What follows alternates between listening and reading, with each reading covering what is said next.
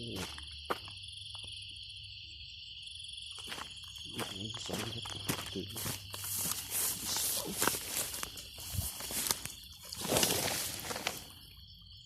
โอ้เธอครับกบหน่อย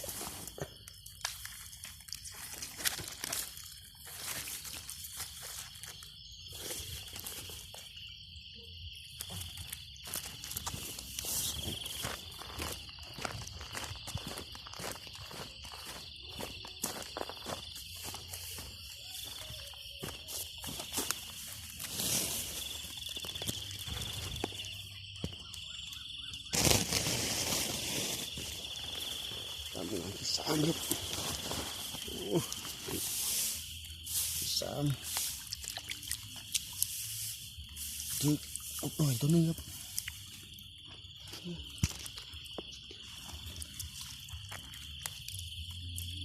นี่ครับ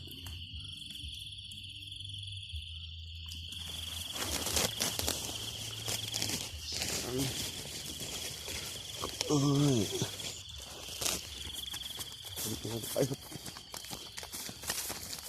สี่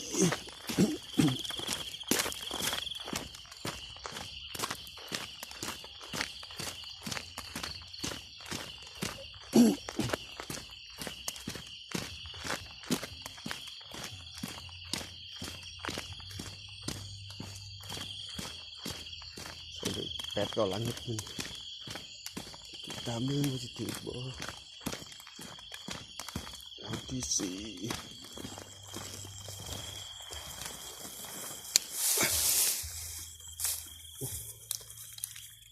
ถึงตัวนี้กบน้อยตัวนี้นี่ครับหลังที่สี่กบยังบอกพาตัวหลังตัวสลัง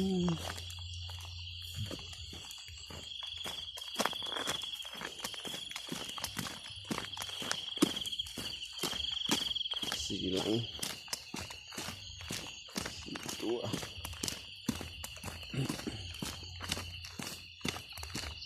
บรรยากาศตอนเช้าครับบ้านเรา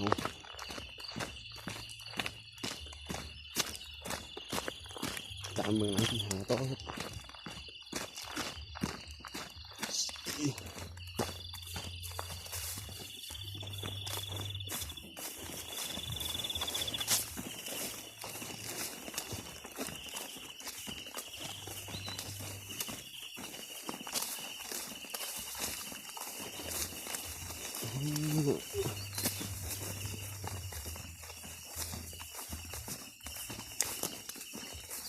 อันที่หาครับที่หา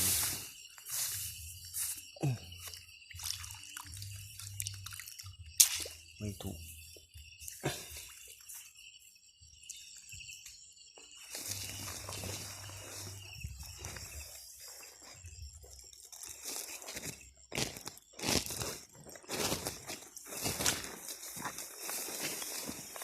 โอ้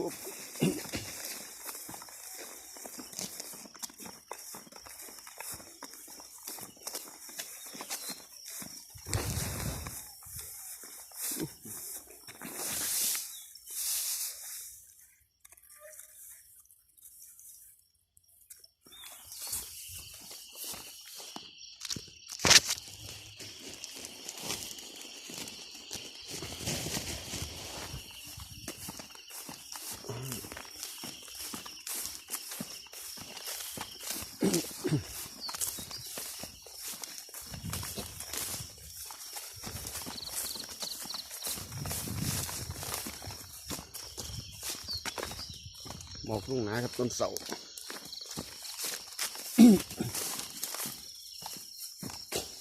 ดูหลังที่หกครับ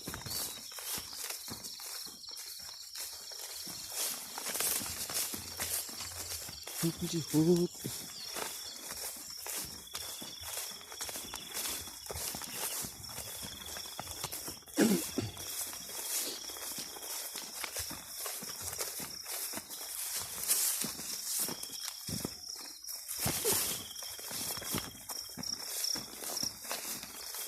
ใส่หางกันน้อยครับเพราะว่าน้ำมันแห้งแบบต้องหามุมมีน้ำพอจ่อยแจใส่นี่แห้งกันนะทุกโอ้ถือครับ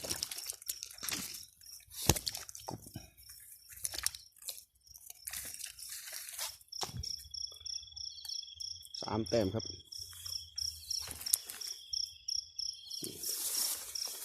3 แต้มคืออยู่ 3 แต้มที่แล้วนี่4คือครับ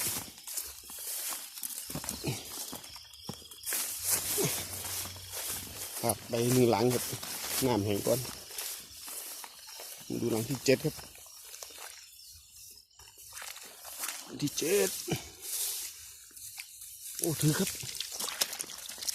ถือ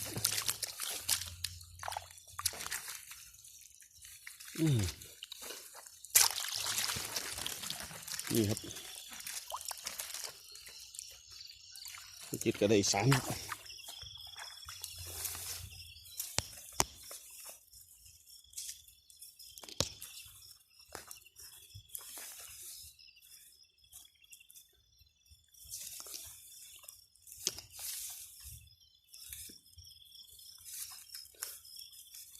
หลังหลังละหลัง1 3หลัง1 4 7ครับงานครับมันคนนี้มั้ง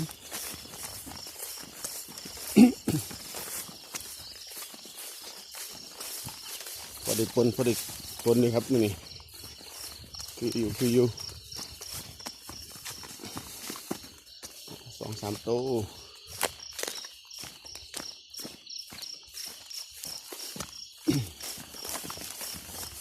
เป็นยาว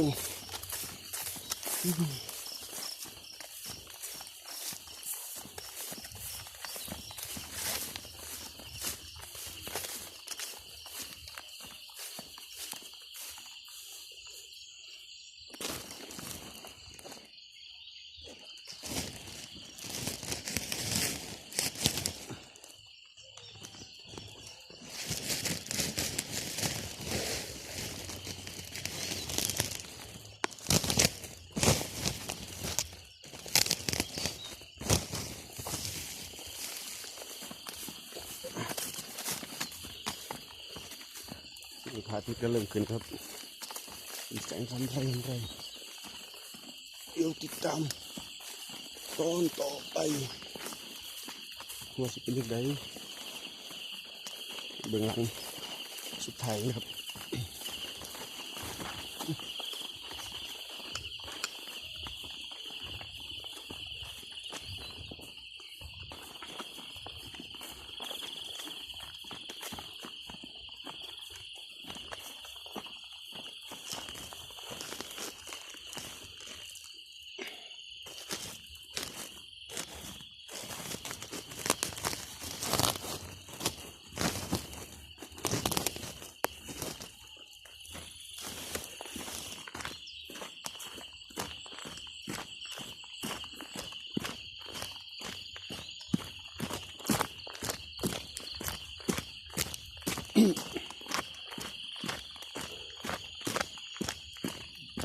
ตามผลงานหลังสุดท้ายครับหลังที่8หลังที่ถึงบ่โ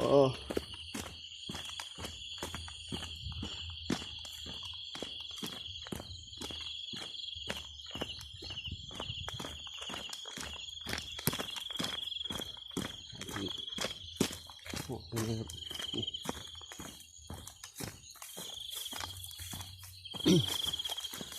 สุดท้ายใส่ไปในรองยางครับโอ้โหยังอีกถือบ่เป็นตามีบ่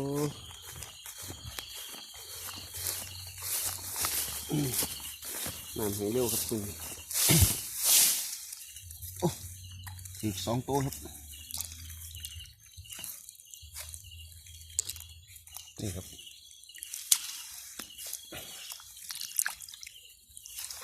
พบหน่อย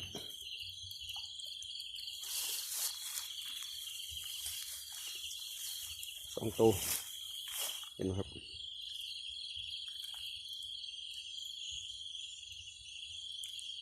นี่ครับกบหน่อยขอบคุณหลายๆครับเดี๋ยวติดตามงวดหน้าครับ